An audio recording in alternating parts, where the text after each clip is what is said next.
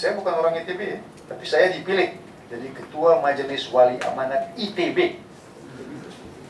Waktu saya lantik rektornya itu, saya berikan judul Membangunkan Roh ITB. Dan kata-kata terakhir saya itu teladan, teladan, teladan. Poin saya adalah bahwa di Republik ini, para elit tidak pernah punya niat sungguh-sungguh membangun NKRI. Ya, waktu itu baru 60 tahun merdeka. 60 tahun merdeka, semua Central Excellence mesti dijawab. Semua Central Excellence mesti dijawab. Jadi semua yang dikerjakan kolonial itu dilanjutkan oleh orang-orang yang berkuasa gitu, maksud tahu. Dapat uang dia tiap bulan kan, tanggung jawab juga lah dia kan. Jadi hal-hal yang penting ya, saya punya mazhab sendiri yang saya katakan itu komoditas ini alat, anak tangga untuk petani keluar dari kemiskinan. Tujuannya itu. Jadi bukan komoditas dari tujuan. Saya sudah jelaskan di pertanian puluhan tahun yang lalu waktu saya masih didengar di pertanian sebelum dipecat. Kenapa dipecat? Ini off the record, nanti kalau orang bilang Pak Hilon menghina pejabat. Tapi sebagian besar menteri korupsi. Oh ya.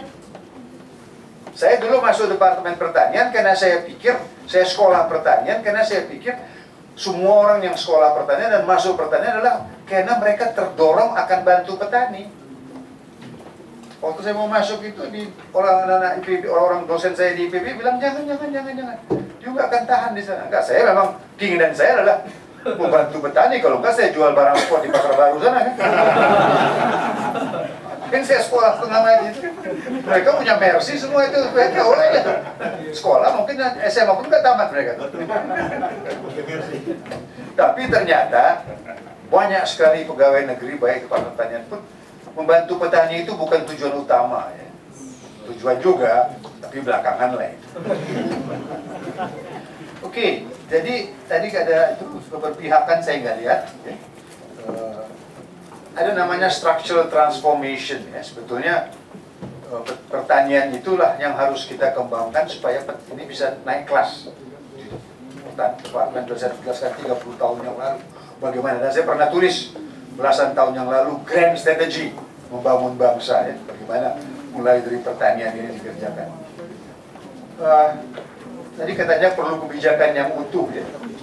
Sebetulnya bukan political will ya, tadi yang dibilang Ketua Fraksi, political capacity, kapasitas politis.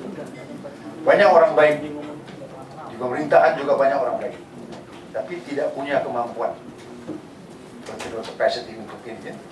Saya dulu waktu sebentar pakai serban dan saya didengar di Deptan, walaupun bukan saya menteri, tapi saya bisa bilang menteri, tangan ini.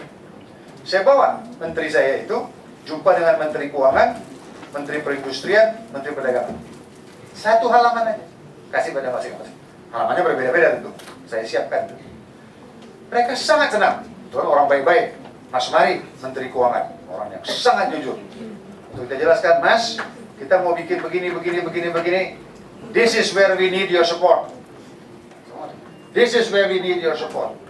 Jadi, pergi bicara, jangan menteri teriak-teriak atau sering-sering ke jalan, terus sering-sering ke daerah tuh mandor.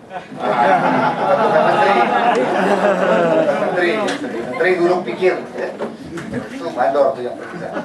Anyway, berhasil. Perlu dicatat, 27 tahun yang lalu, tatkala jabatan saya hanya eselon 3, saya pernah perkasai terbentuknya Komisi Kerja Tetap Agroindustri.